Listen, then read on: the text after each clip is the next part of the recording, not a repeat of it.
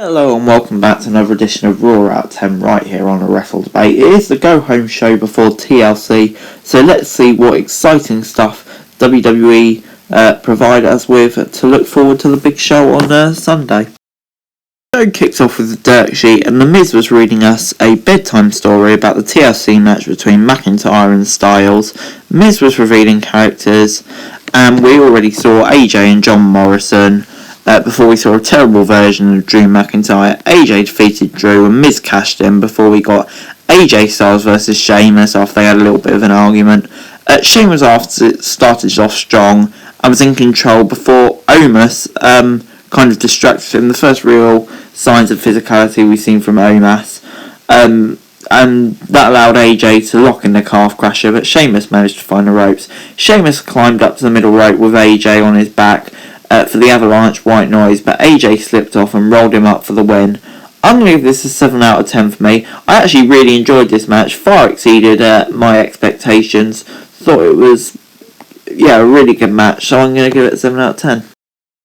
Drew beat up Sheamus afterwards before we got New Day and Jeff Hardy taking on the Hurt Business. Riddle agreed that he'd come out ringside. Woods and Lashley started off the match, and Lashley went straight for the Hurt Lock, but Woods got out of it.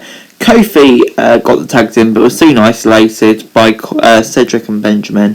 Hardy was legal, and Lashley caught him in the Hurt Lock when he got the tag in, making him tap out.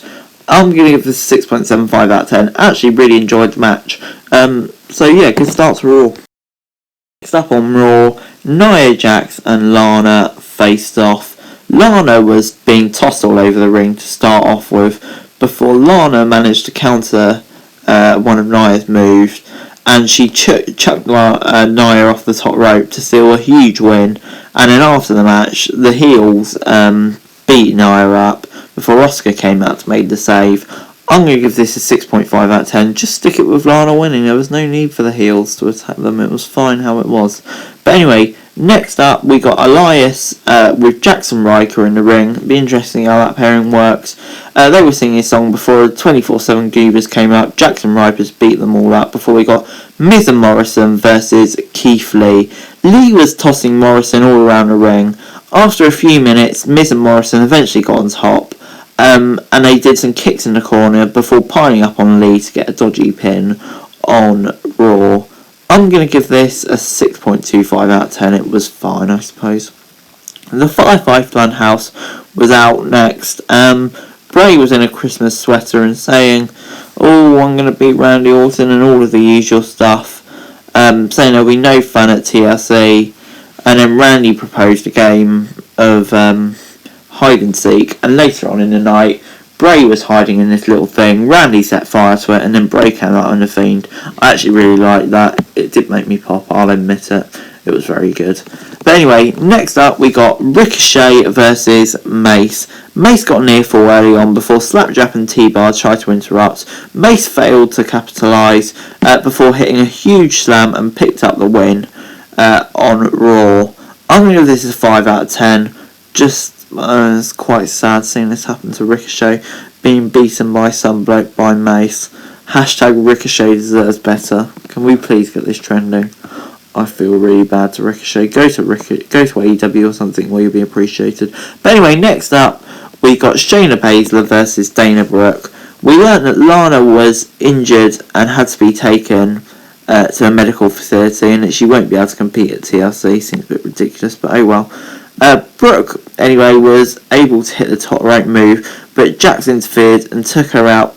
Mandy Rose then returned to Raw. Asuka rushed to the ring to try and help Jax and Baszler, but the announcers called for a disqualification because, they were all fighting and everything. I'm going to give this a 6 out of 10. Really nothing to write home about here. So we got an incredibly short match between Riddle and MVP. They were brawling in the corner with MVP getting the early advantage in the match. Riddle then hit the final flash, knee strike and the floating bro for an easy win. I'm going to give this a 6 out of 10. Seems like they've given up MVP's hopes as an in-ring competitor, and they're just using him as manager for Bobby, Cedric and Shelton because he was properly squashed here. Anyway, Lashley tried to get revenge, but it didn't work out. Riddle ran away. And that was pretty much the end of the segment. Very confusing. But anyway, Drew McIntyre and AJ Styles are out next for their title ascension ceremony.